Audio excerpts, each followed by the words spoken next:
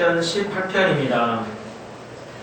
시편 18편은 이제 다윗의 시로서 다윗이 사울과 그의 추종자들에 의해서 이제 도망을 다니면서 그 어려운 때에 치은 시다 할 수가 있습니다. 우리가 알다시피 모든 문학과 시와 심지어는 성경도 인생의 가장 어려울 때 아름다운 문학과 시와 예술과 또 성경도 만들어진다 할 수가 있습니다. 참으로 아이러니다 할 수 있고 또 딜레마라도 할 수가 있습니다. 유대한 시와 유대한 예술 작품은 인생이 가장 어려웠을 때 만들어진다 할 수가 있습니다. 편안할 때 만드는 시라는 것은 거의 찾기가 어렵습니다.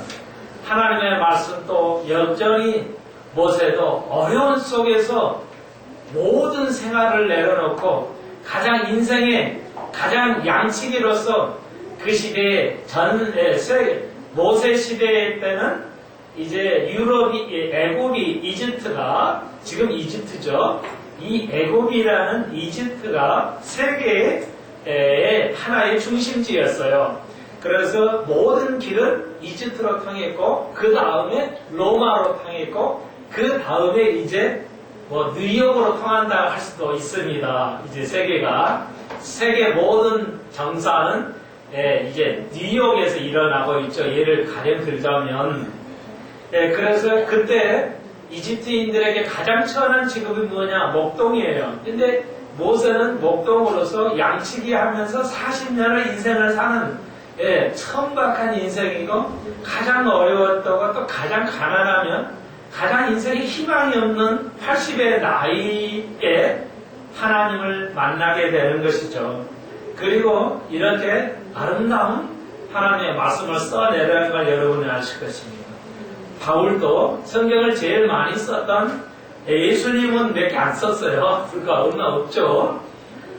이제 다 바울이 쓴 그 신약의 대부분의 3분의 1을 바울이 쓸 정도로 엄청난 바울도 그는 태형을 맞고 십자가를 지고 죽임을 당할 뻔한 데가 몇 번 있었고 감옥을 들어가고 핍박을 받고 이대인의 따돌림을 받으면서 비난을 받으면서 가장 어려운 삶 속에서 감옥에서 에베소서를 만들고 빌립보서를 만들고 그래서 옥중서신이라는 것들을 그 모든 걸 써내려고 사도 요한은 가장 어려웠을 때 전설에 의하면 그가 기름으로 사람을 튀겨버리는데 죽지 않고 살아남아서 이제 버젓이 걸어 나와서 이제 밤모산이라는 지금은 가장 이제 그리스의 휴양 도시지만 지금 그 시대에는 아무도 갈 수 없는 그 독립된 그 섬 밤모스에 유배에 가서 가장 처참한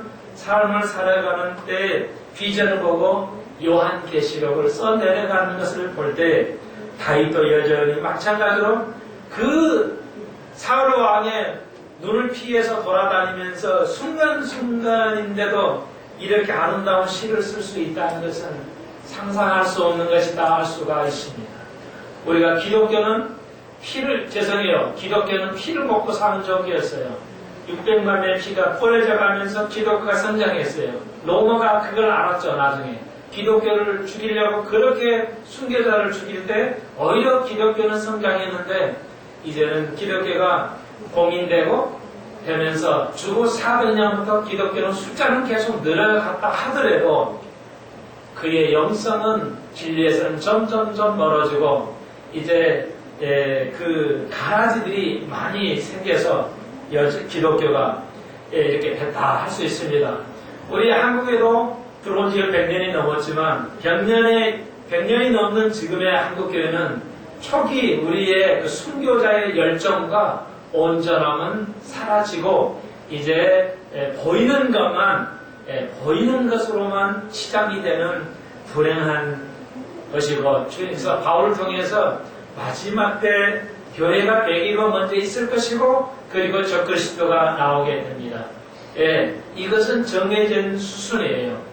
교회가 배기가 일어나고 지금 전 세계 교회가 배교가 일어나고 한국은 그래도 상당히 보수적이어서 교회가 많이 타락은 안 됐지만 안으로 심각한 문제를 안고 있었던 것도 또한 사실입니다. 그래서 행함이 없다고 해서 요즘에 모든 목사님이 이제 행함에 초점을 맞춰가지고 설교가 나가고 행해야 된다. 아름다운 것이죠. 자, 여러분 질문을 좀 더 드려볼 필요가 있는데 행위 중요해요. 우리가 믿는다 하고 행위가 따르지 않으면 그건 가짜이기 때문에 구원을 받을 수가 없어서 행위를 강조하는데 그보다 훨씬 중요한 게 있어요. 행위보다는 무엇이 더 앞서야 된다고 그랬죠? 행위보다는 무엇이 더 앞서야 돼요? 좀 이건 주관적인 질문이나 답변하기가 다 주관적이 되는데 대비해서 말하는 거죠. 대비해서 말씀을 드리면 교리라고 할 수가 있습니다. 교리가 생명입니다. 그 교리를 무엇으로? 행함으로 그 교리를 드러내는 겁니다. 지금은 행함은 강조하는데 교리는 사라졌어요. 이게 뭐냐? 배교라는 것입니다.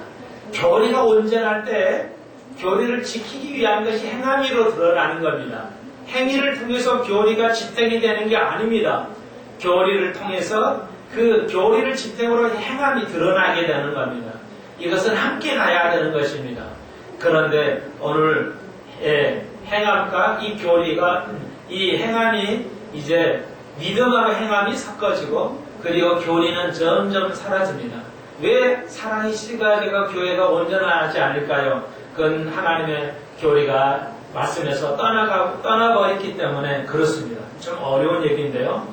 그래서 항상 대비를 해서 해야 됩니다. 그래서 교인들이 행함만 강조해도 아니 되고요. 좀 어려운 말씀인데. 자, 그래서 다윗의 시편 18편도 가장 우리 어려운 시절에 써내려간 참고로 도망다니면서 살 수 있을까? 어려운 얘기인데 그렇습니다. 혹시 여러분이 어려운 삶을 살아갑니까? 그때 믿음이라는 것이 성장됩니다.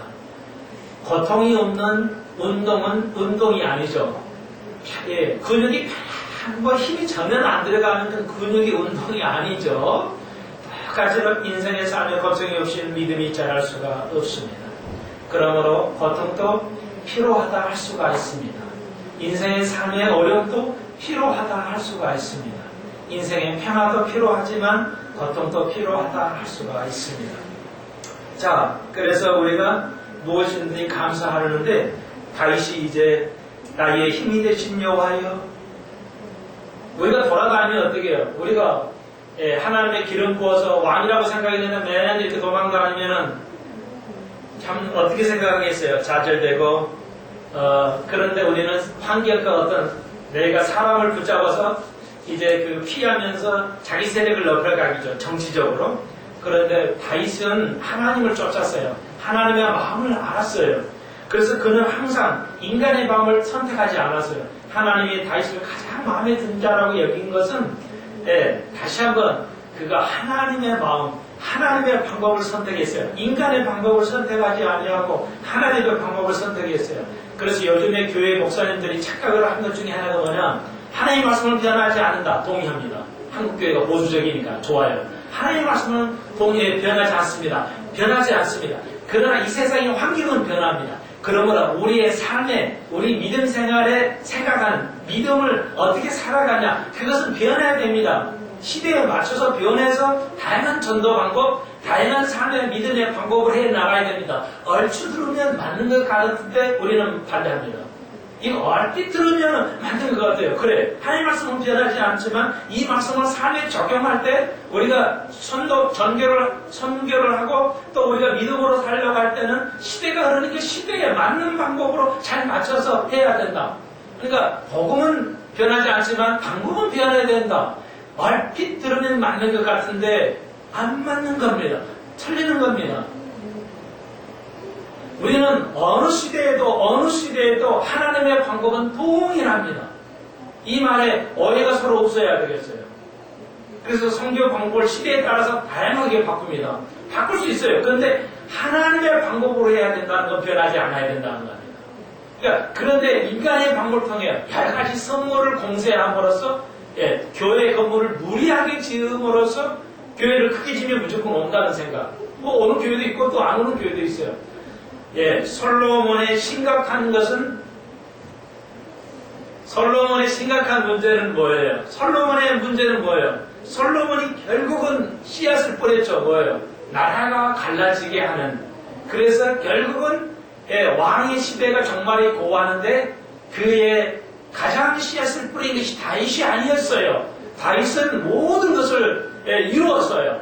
전쟁을 해서 승리를 했어요. 그리고 솔로몬에게 물려줬는데 솔로몬에 와서 성전을 건축하죠. 그러니까 성전을 건축하고 이제 이스라엘은 패망의 길로 내려가요. 이게 좀 아이러니예요. 이것도 한국교회가 이제 완벽한 더 가질 수 없는 교회를 성전을 다 교회를 건물을 다 지었어요. 대부분의 교회들이 이제 남은 게 뭐냐?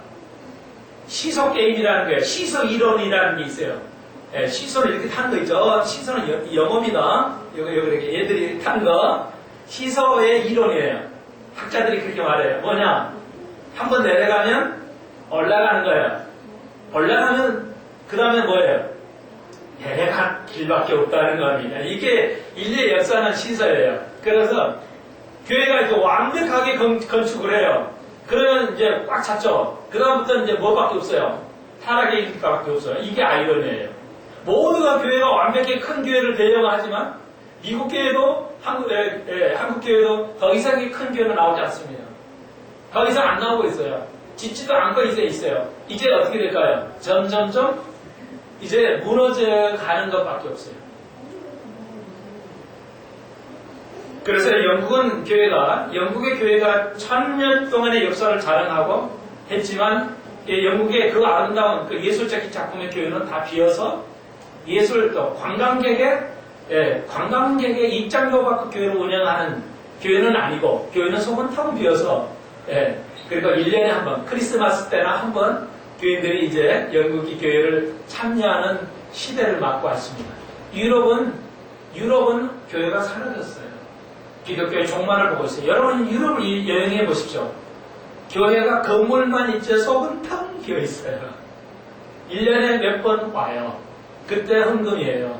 그리고 교회가 운영이 안 되니까 다 패려버리고 겨우 남은 것은 관광객, 워낙 예술적인 작품이라 관광객의 입장료를 가지고 집행하는. 건물을 완벽하게 지었으니까요. 이제 뭐예요? 교회가 무너질 일밖에 없어요. 타락에 서서히 이제 내려가는 길밖에 없어요. 불행하죠. 놀라운 거예요. 그런데 초대교회는 400년 동안 뭐예요? 교회를 건물을 안 지었기 때문에 계속 성장을 했죠. 이게 이제 역사의 아이러니죠. 이제 경제가 점점 성숙되면 이제 교회는 점점 비어지게 됩니다. 교회가 필요하지 않게 된다는 것이죠. 그래서 이제 또 다른 우리가 오래전에는 10여 년 전에 막 산에다가 기도원 지었잖아요. 기도원 없으면 교회가 안 됐어요. 그런데 어느 순간에 보니까 뭐예요? 기도원을 하는 곳에 막 구개sem을 지었어요. 건물을 안 온다고요. 건물이 지탱이 안 돼요. 이제 기도원 엄청 크게 세워놨는데 점점점 이제 생활이 부유해지면 교회를 떠나게 됩니다. 말씀으로 유지되지 않은 한은. 그러므로 우리가 한번 시편 18편 생각하면서 다윗의 조금만 더 이 얘기 나왔으니까요. 그래서 솔로몬으로부터 이제 성전 건축하고 모든 이단의 교리들이 아내를 맞이하게 되면서 교회에 이제 성전으로 이단의 종교, 이방 종교가 들어오죠. 그러면서 결과로 이제 교회의 건축은 했지만 나라가 두 개로 쪼개지면서 이스라엘은 이제 패망의 길로 가는 것을 여러분이 너무나 잘 알고 있습니다.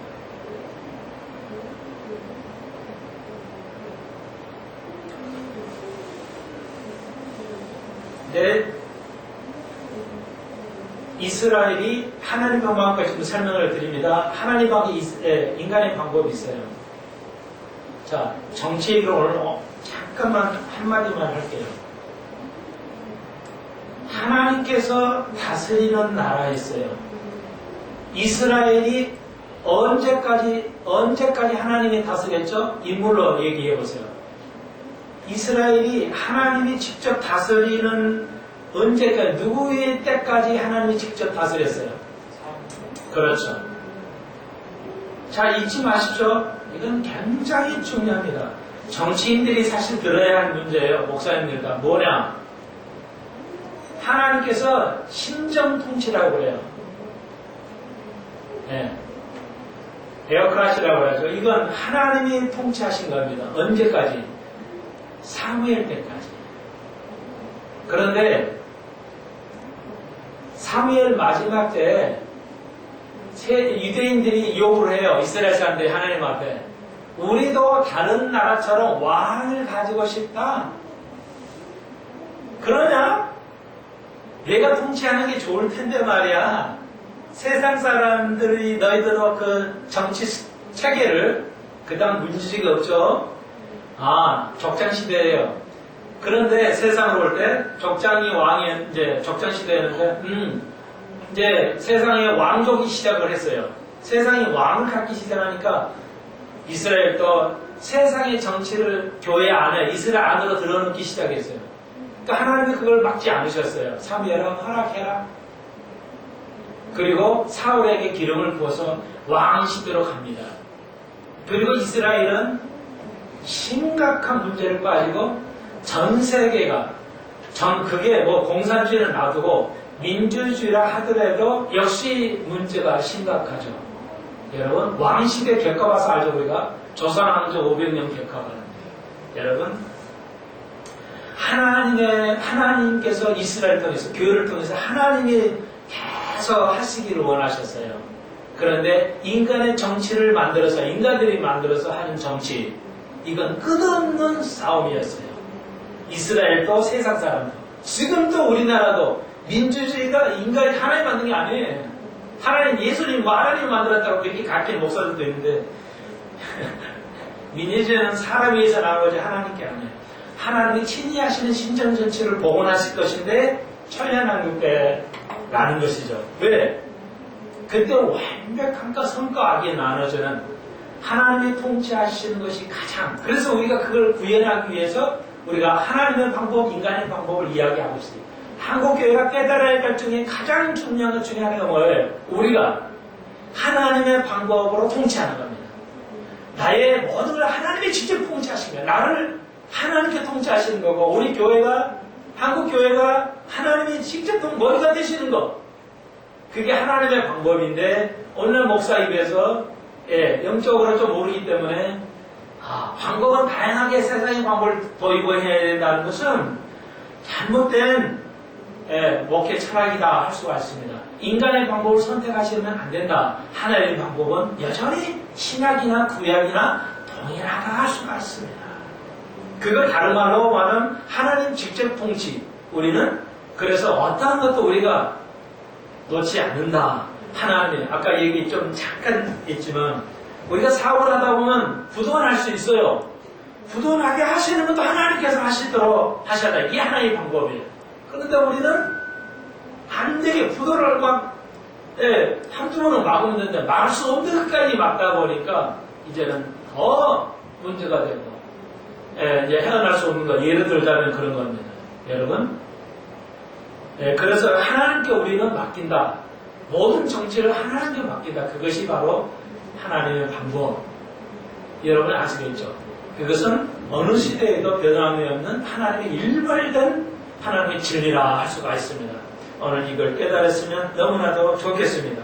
오늘 정치 얘기했는데 왜 이렇게 싸우냐? 공산주의가 없어도 싸웁니다. 민주주의를 한다 하더라도 싸웁니다. 북한이 없고 우리가 통일되면 대한민국 훨훨 나갈 것 같아요? 아닙니다. 굉장히 이제 통일되면, 만약에 통일되면 군정을 하겠죠. 다시 군정을 해야 돼요. 사상이 너무 차이가 나니까 군정 정치가 있을 것이고, 또 거기서 길이 또 어떻게 틀릴지 몰라요. 민주주의 시대가 끝나고 지금은 무슨 시대냐? 아무 시대도 아니에요. 그런데 민족주의가 다시 드러나가지고 유럽은 얼마나 민족적으로 싸웁니까? 민족적으로. 예, 그러므로 인간이 만든 정치는 끝없는 싸움을 해요. 그래서 하나님의 정치, 교회 안에 하나님의 정치가 이루어져야 한다는 생각을 해요. 다시는 그거 알았어요. 내가 군사를 동원하고 사람을 모집해서 내가 사울을 대항했다. 그렇게 하지 않았어요. 인간의 걸 선택하지 않았습니다.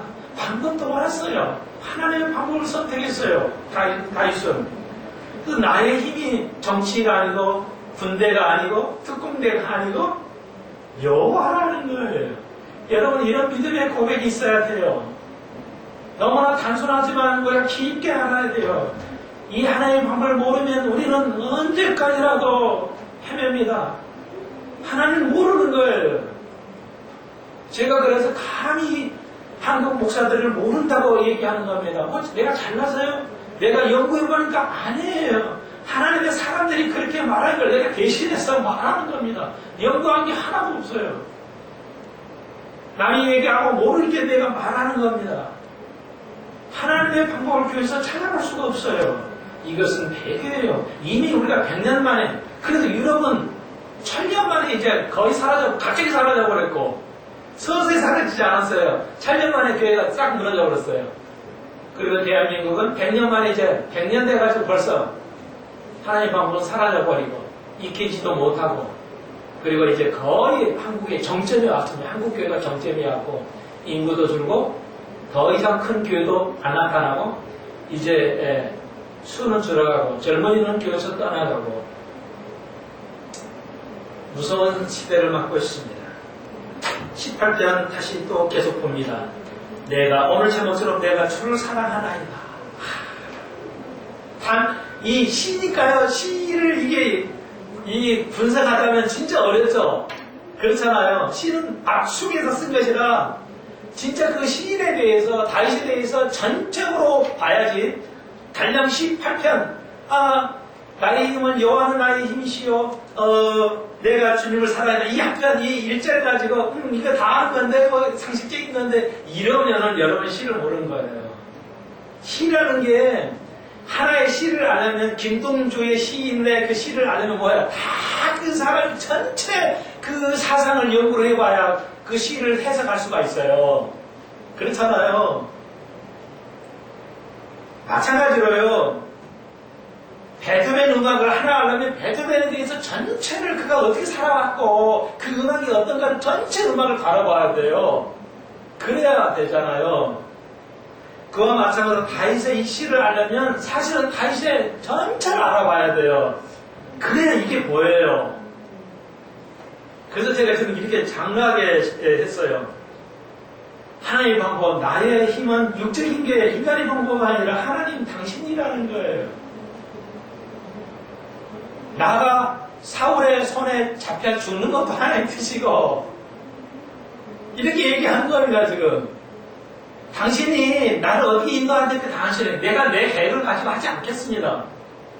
도망은 가겠지만 당신이 잡히게 하시고 안 잡히게 하시는 것도 당신이 알아서 하실 것이라는 거다. 그런데 하나님 뜻을 이룰 것이라는 믿음을 가졌다. 마음에서. 머리에서 머리 굴리는 게 아니라는 거죠. 내 마음에서 내가 진짜로 마음으로 당신을 사랑하나요? 내가 사랑하고 당신이 나의 힘이라는 거예요. 다윗이 지금. 정말 위대하잖아요. 오늘 제목 그래서 내가 주를 사랑하니까 영어로 그래서 죄송해요. I love you Jesus, my Lord. 미국 사람들 가르치표 교인들 보면요. 기도하고 혼자 기도하고 또 찬송할 때 또 개인적으로 할 때요. I love you, Jesus, my Lord. 내가 당신을 사랑하는 주님. 이게 아직 입에 달고 있어요. 그들은 알기 때문에 그 말을 하는 거예요. 우리는 아이들에게 애야 내가 사랑한단다. 당신 나를 사랑해. 이런 말을 해요. 그런데 우리가 하나님 앞에서 그런 소리 안 한다는 겁니다. 좀 이상하지 않아요? 먼저 우리가 하나님 내가 그래서 잠을 입혀줬어요. 내가 주를 사랑합니다.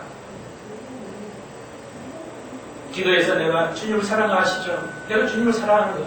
주님의 방법대로 내가 하려는 게 있는 거 아시죠, 주님? 그게 내가 주님을 사랑하는 거. 주님은 아시죠? 이 한마디에 다 압축할 수 있어요.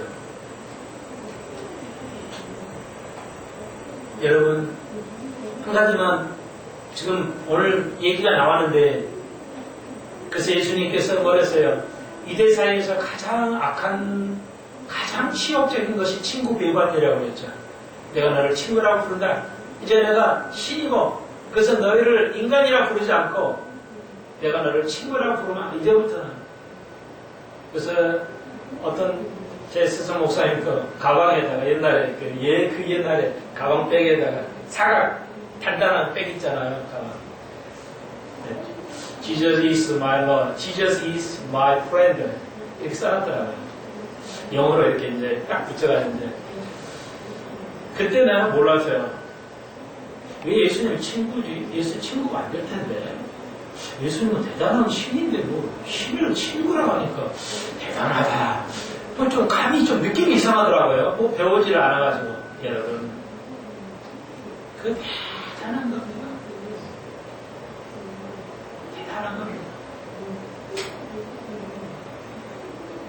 여러분, 예수가 여러분의 친구 정도 되겠습니까? 여러분이 나의 영성을 봤을 때 예수를 나의 친구로서 교제할 수 있겠습니까?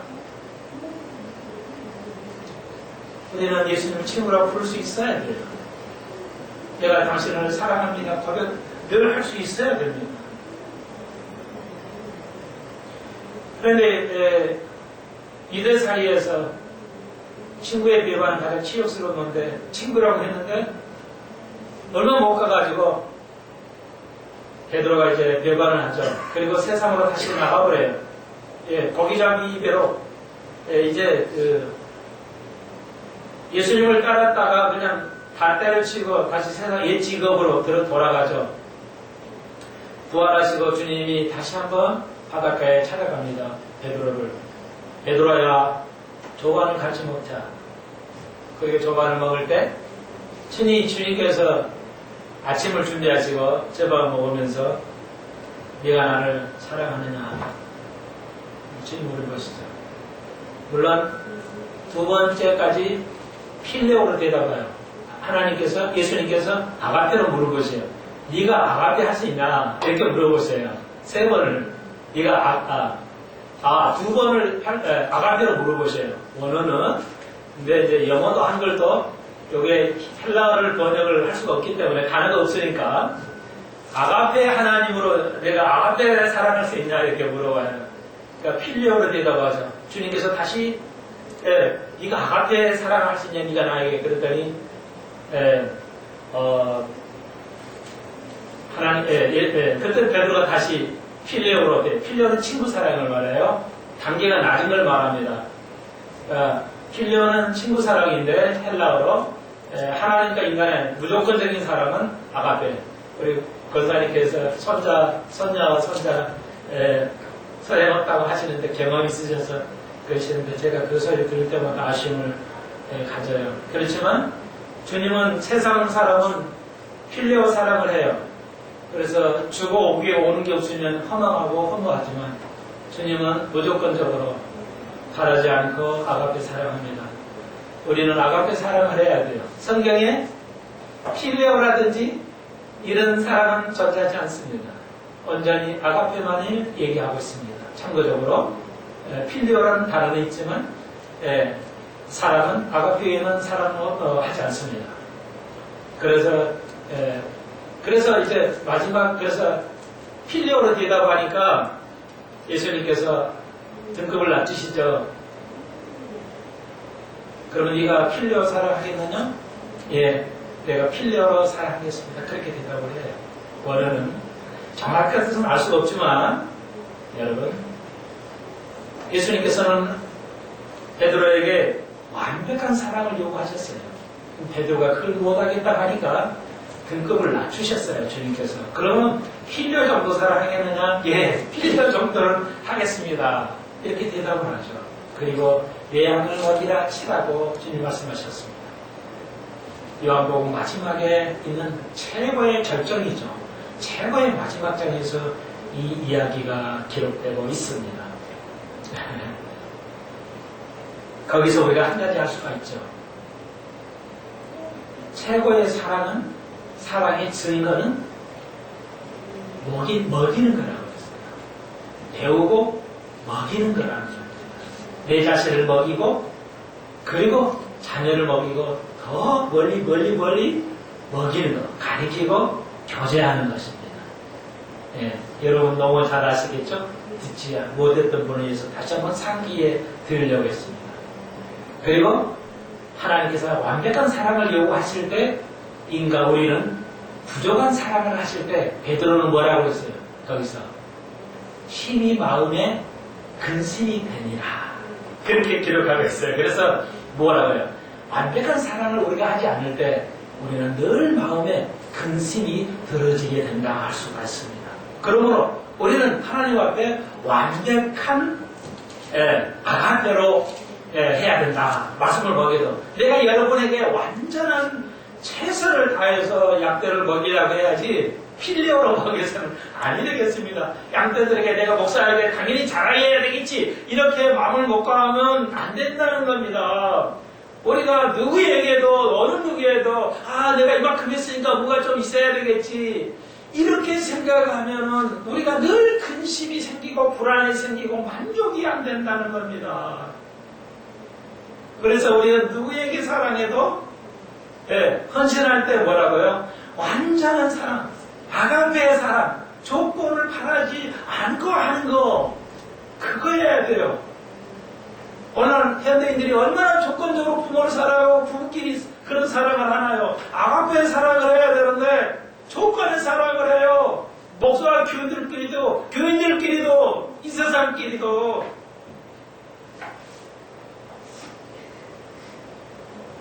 저는 솔직히 그래요. 잘은 못하지만 하나님 내가 전체 모든 걸 투신해서 내가 하나님을 당신의 양떼를 내가 살피는 거 주님 아시죠? 저는 그렇게 기도하고 있습니다. 최고의 사랑은 뭐라고요? 11조 내고 뭐 헌신하고 막 그런 거 아니에요. 나를 먹이고 남을 먹이는 거. 그보다 더 위대한 사랑은 없다는 겁니다. 한국 교회는 이렇게 가르치지 못해요. 그런 영성이 없어요. 그래야 합니다. 있어야 됩니다.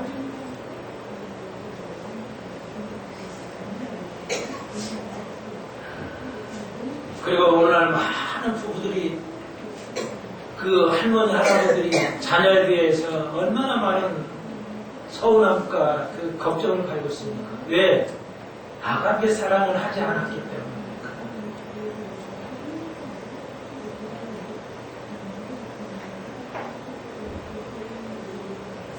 자녀들에게 아가페 사랑하십시오. 하나님이 갚아주실 줄로 믿습니다. 천년왕국이 그래서 있는 겁니다. 또 여러분은 나이가 들어가면 내가 20대로 돌아가고 싶다. 걱정하지 마십시오. 주님께 천년왕국이 들어가면 다시 우리가 10대로도 갈 수 있고 20대로도 돌아갈 것입니다. 그런 젊은의 시대, 그런 아름다운 시대, 우리가 생각하지 못한 그 아름다운 시대를 천년 동안 우리가 해나갈 것입니다. 많은 목사가 그래요. 내가 10년만 젊었으면 목회를 새롭게 다시 해볼 건데 이런 말을 가끔 들어요. 참 아닌데 그게 아닌데 지금인데 모세를 80에 들어 쓰시는데 왜 60에 목사가 그런 생각을 할까요? 아닌데 내가 10년만 더 젊었으면 뭐 할 텐데 그게 아니라고요. 지금이라고요. 그게 하나님의 방법이죠. 우리가 인간의 방법을 너무 많이 이해하고 있어요.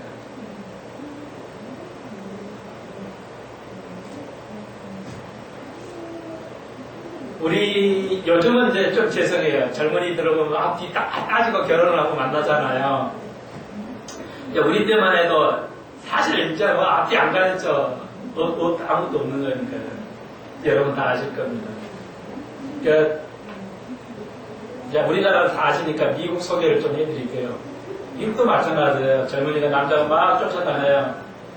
그러면 남자가 이제 쫓아다니면 여자가 짜증나잖아요. 근데 여자 심리는 또 뭐예요? 자꾸 쫓아다니는 남자는 싫어해요, 여자가. 예, 우리 그래가지고 그래서 don't bug me 이렇게 말해요. 나를 잘 가지 마. 뭐 여자들이요. 그래서 막 죽지 않으면 그냥 열심히 쫓아가고 선물 공세해요. 그러면 나중에 번심을 하게 되고 그렇게 되고 나중에 마침내 이 아가씨가 답을 하죠. Text me. Pay me 이렇게 말해요. Pay me. 나를 가져가세요.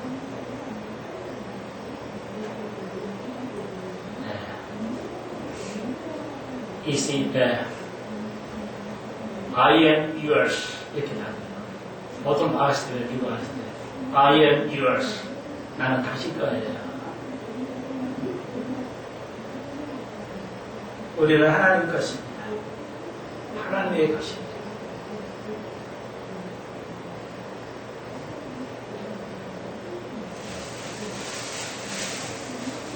나의 반석이고 요새요 건지시는 하나님이야. 정말 이거 다 설명할 수는 없어. 시간이 많이 걸리니까 여러분 한번 쭉 읽어보시고요. 그러면서 유대한 이 18편의 그 유대함은 뭐냐면 예언이 있어요. 인류의 역사를 기록하고 있어요. 사실은. 그래서 그냥 간단하게만 알려드릴게요. 7절 보십시오. 이에 땅이 진동하고 산의 터도 요동하였다. 그 10절에 그룹에 그러니까 10절에서 그랬죠. 그의 진노를 인마음이라 심판이 있다는 겁니다. 이건 십자가에서 돌려 달아갔을 때 세상이 흔들리고 어둠의 진노가 임하게 되죠. 그리고 10절 구름을 타고 나르시며 바람 날개로 높이 뜨셨다가 부활을 의미하고요. 이래서 그 역사를 하는데요. 이제 그 한번 읽어 다 하시는 걸로 하고요. 그리고 20절에서 여호와께서 나의 의를 따라 상 주시며 내 손에 깨끗함을 쫓아 갚으시려는 예수 그리스도의 사역이 또 예수님의 사역, 그러니까 제사장의 사역이 쫙 드러나 있습니다. 쫙 밑으로요. 네, 그래서 25절 자비한 자에게는 주의 자비하심을 나타내시며 완전한 자에게는 주의 완전하심을 보일 것이다. 놀라운 일이죠. 그래서 마지막 때는 그렇게 드러납니다. 우리 행하는 대로 드러나게 하신다는 거죠. 그래서 28절 보십시오. 주께서 나의 등불을 켜시며 여호와여 여호와 내 하나님이 내 흑암을 밝히시리로다. 그래서 이제 뭐냐면 예수 그리스도가 부활해서 이제 어둠에서 부활하신 거예요. 그리고 31절 이하로는 다시 주님이 오시는 건데요. 보십시오. 반석이 그런 개념이에요. 이제 그래서 이제 주의 31절로 42절까지 주의 오심을 이제 그리고 있습니다. 마지막 때 심판의 그로서 이제 그리고 있고요. 43절을 보십시오. 주께서 나를 백성의 다툼에서 건지시고 열방의 으뜸을 삼으셨으니 내가 알지 못하는 백성이 나를 섬기려다. 자, 그러니까 이 어려운 가운데 유대한 예언을 하는데요. 열방 모든 나라가 내가 모르는 모든 나라, 그러니까 다윗이 세상 나라를 모르잖아요. 유대 사회에서만 살았잖아요. 그 시대에. 그러니까 다윗이 이스라엘만 아는데 모든 내가 모르는 이방인들 모든 나라가 나를 섬길 거라는 거예요. 그러니까 지금 이건 누구를 말해요? 예수님을 예언한 거죠. 다 예수님을 예언한 거예요. 다윗이. 그러니까 예수님은 유대사회에서만 사셨잖아요. 외국에 안 가셨어요. 예수님께서 공생에 사시면서. 그런데 그러니까 이스라엘이 모르는 나라 모든 나라 왕들이 모든 나라가 나를 예수를 섬길 거라는 게 언제? 그런 적이 없었잖아요. 언제? 천년왕국 때. 그러니까 완벽하게 천년왕국이 무천년은 말이 안 되죠. 지금 무천년주의자들은 지금 마귀는 가득 있어. 그리고 영적 환란은 당하고 있잖아. 이제 주님이 오시면 환란을 가는 것밖에 없어. 이렇게 가르치고 있어요. 그러니까 이게 근원 시점이에요. 이렇게 가르치는 건 근원 시점이라고. 이단이라고 해요. 영지주의라고 해요. 이걸 아무리 가르쳐도 아무리 설명해도 깨닫지 못해요. 마음을 변화해서 마음을 잡고 당신 목사가 당신이 옳다고 인정하고 한 몇 년 되면 깨달았겠죠. 한 군데가 아니에요. 왜 이렇게 모를까요, 목사님들? 왜 목사님 모를까요? 그중 이유가 하나가 뭐냐면 성경을 전체를 안 가르친다는 겁니다. 한 절 한 절씩 성경 전체를 가르치면 이 목사가 깨져버립니다. 완전히 알게 돼요. 그래서 이 세대주의자의 강점은 뭐냐면 성경 전체를 가르친다는 겁니다. 다른 거 없어요. 한 절 한 절 다 가르친다는 겁니다. 그러니까 이게 앞뒤가 딱 맞아지게 돼 있어요. 틀리는 거 그냥 보여요. 성경 전체를 공부하기 때문에 틀린 게 보인단 말이에요. 그래서 변화가 되는데 대부분은 교회는 뭐예요? 하고 싶은 거. 죽을 때까지의 성경은 아는 것만 가르쳐요. 자기가 좋아하는 것만 가르쳐 나머지는 다 안 가르쳐요. 그러니까 심각한 문제가 생기는 거예요. 여러분 책 공부할 때 소설책 조금만 읽고 나머지 집어던집니까? 뭔 말인지 모르죠. 그렇게 공부하면 안 되죠. 여러분 얼마나 놀라고 이 차별로부터 이루어지는 거예요.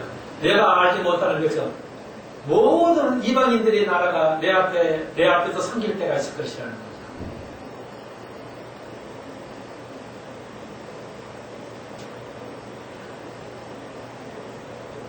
그리고 50절 여호와께서 그 왕에게 큰 구원을 주시며 예수 그리스도를 의미하죠. 기름 부은 자에게 인자를 베푸시며 그리스도죠. 영영토록 다윗과 그 후손에게로 영원히 예수께서 그 다윗의 후손님께서 그렇게 하신다는 거죠. 놀라운 겁니다. 오늘 좀 23장까지 제가 설교를 준비했는데 한 편만 나와요. 오늘은 좀 때문에 그래서 다음 시간에 다 이제 19편을 더 공부하도록 하겠습니다. 될 수 있으면 3편 이상을 나가려고 애를 씁니다. 오늘 8편 공부했습니다. 여러분 입속에서 이제부터는 아내에게, 아이들에게, 그보다 먼저 하나님에게 내가 당신을 사랑합니다. 나는 그렇게 말할 수가 있습니다. 당신은 나의 모든 것이고 나의 힘이 있는 거 아닙니다. 돈이 아니고 자식이 아니고 명예가 아니고 그 건강 어떤 것도 아니고 당신은 나의 힘이고 나는 그 당신 하나님을 사랑할 것입니다. 아가페 사랑. 그것이면 다 늘 그런 말을, 이 단어를 아끼지 마십시오. 그래서 저도 좀 닭살을 돌지만 가끔 아내에게 내가 당신에게 충실했어. 내가 당신밖에 모르잖아. 지금까지 속을 좋아해, 여자가. 그러십시오. 하나님은 여러분의 그 소리를 듣기를 원하십니다. 하나님은 아주 어린이와 같아서 우리가 아기가 엄마 아빠에게 사랑해야 하는 그 소리를 듣기를 원하십니다. 당신은 그걸 알았어요. 내가 당신을 사랑합니다. 나는 당신 겁니다. 기도해 주십시오.